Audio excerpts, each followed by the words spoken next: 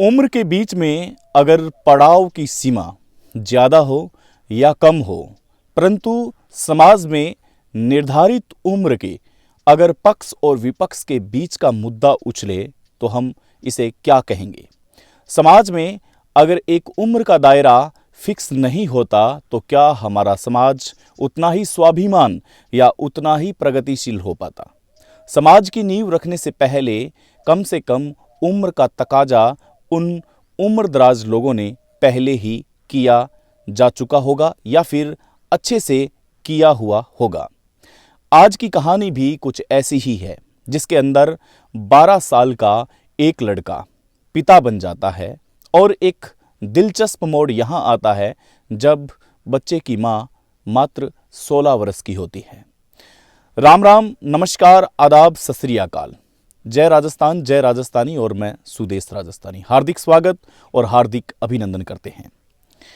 कहानियाँ और किस्से सच्ची घटनाओं से जुड़े हुए हमेशा आपके सामने किसी न किसी रूप में आते हुए होंगे, लेकिन जब ऐसी कहानी आपकी आंखों के सामने आए जिसके अंदर दिल और दिमाग दोनों सोचने पर मजबूर हो जाए तो आप इसे क्या मानेंगे। आप या तो इसे ये मानेंगे कि ये क्राइम की दुनिया का एक अचंभित करने वाला किस्सा है या फिर ये क्राइम की दुनिया का एक नायाब किस्सा है।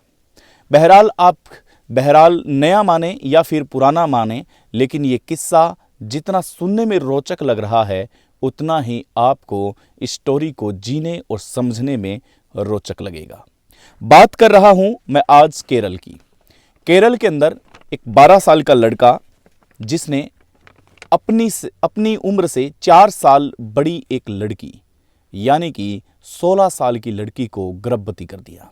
और यहाँ तक ही किस्सा है जो ख़त्म नहीं होता, इसके आगे भी किस्सा चलता है। गर्भवती हुई लड़की अपने एक बच्चे को जन्म तक दे देती है। आखिर ये कैसे होता है। एक परिवार है, एक परिवार में हंसनुमा जिंदगी चल रही है, अच्छे से बच्चों का ध्यान रखा जा रहा है, लेकिन वहीं पर अपनी एक बच्ची जिसकी उम्र 16 वर्ष की थी, वहाँ अपने ही रिश्तेदारों का एक बच्चा 12 वर्ष का आता था। रोज साथ में खेला करते थे। कोई इस बात पर ध्यान नहीं दे रहा था कि आखिर 12 साल के बच्चे और 16 साल की बच्ची के बीच में अफेयर तक हो सकता है। और कोई ये बात भी मानने तक तैयार नहीं था कि अपने ही रिश्ते में रिश्तों को धार धार कर देने वाली तस्वीर कभी सामने आ सकती है। बच्चा और बच्ची यूं ही खेलते रहे। खेलते खेलते ही नैन मटक्का शुरू हुआ और उसके बाद में वो पास नज़दीक आने लगे और नज़दीक आते आते इतने क्लोज हो गए कि 12 साल के बच्चे ने कम से कम अपने से 4 साल बड़ी लड़की को प्रपोज ही नहीं, उसको गर्भवती तक कर दिया और उसको एक बच्चे की माँ बना दिया। खुलासा कब होता है? खुलासा तब होता है जब अचानक से बच्ची के पेट में दर्द होता है और पेट में दर्द की वजह से हॉस्पिटल ले जाया जाता है। तब तक परिजनों को ये तक पता नहीं था कि आखिर उनकी बच्ची को क्या हुआ है, यानी कि उनकी लड़की किस बीमारी से गुजर रही है। उनकी बच्ची 9 महीने का एक गर्भ पेट में पाल रही है या नहीं पाल रही, इस बात से बिल्कुल एकदम अनजान हॉस्पिटल लेके जाते हैं। वहाँ पर पता चलता है कि इस बच्ची को डिलीवरी होने वाली है। अब यह बात हॉस्पिटल तक पहुँच चुकी थी, छुपने वाली बात नहीं थी, क्योंकि हमारे मेडिकल साइंस के अंदर जब हम हॉस्पिटल की ओर जाते हैं तो ऐसी बातें छुपाने से भी नहीं छुपाई जा सकती। वहाँ पर सारी बातों का पर्दाफाश होता है।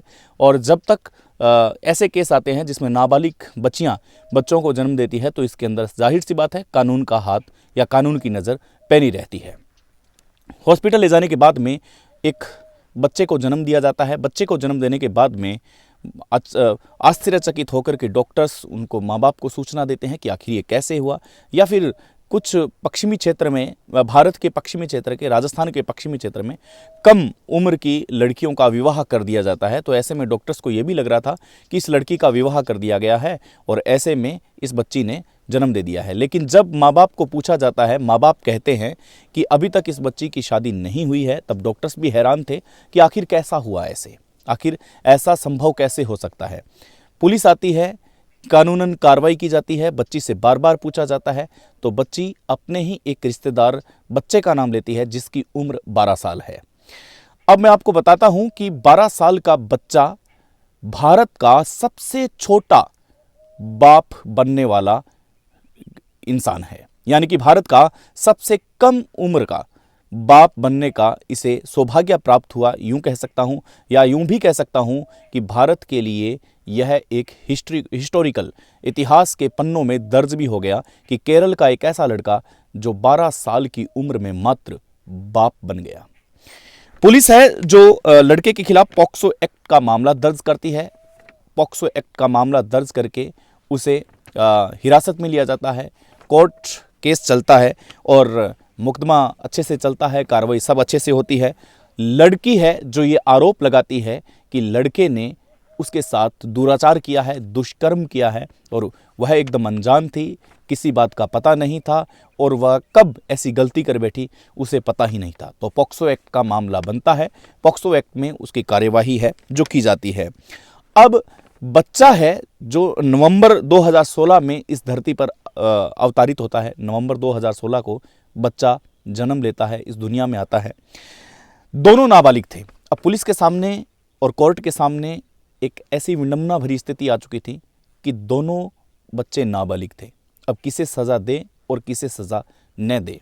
आखिर में कोर्ट ये निर्णय लेता है कि दोनों बच्चे नाबालिग थे, आपस में समझौता करवा करके इस मामले को रफा दफा कर दिया जाता है, क्योंकि उधर लड़के के माँ बाप ने भी लड़के से बयान बदलवा दिए थे कि उनके लड़के की उम्र महज 12 साल है, इसलिए लड़की पर भी पॉक्सो एक्ट का चार्ज लगाया जाए, क्योंकि हमारे नाबालिग लड़के को 16 साल की एक लड़की ने, हालांकि वो भी नाबालिग है, लेकिन दोनों वकील आपस में उलझते हैं और उलझ करके इस मामले को रफा दफा कर दिया जाता है कि दोनों ही नाबालिग है, अब किसे हम जिम्मेदार ठहराएं और किसे जिम्मेदार न ठहराएं। ये केरल का मामला, भारत का सबसे छोटा बाप 12 साल की उम्र में। मित्रों, इस कहानी से हम यह सीख सकते हैं कि खेल कूद के साथ साथ अपने बच्चों पर हमें ध्यान देना जरूरी है। जिसे हम अपने रिश्ते का खून समझते हैं या खून का रिश्ता समझते हैं और वो बच्चियों के साथ या बच्चियां उन बच्चों के साथ ज़्यादा समय बिताए, तो हमें यह अनुमान लगा लेना चाहिए कि अब इन पर नज़र रखनी बेहद आवश्यकता है, क्योंकि नज़र हटी और दुर्घटना घटी।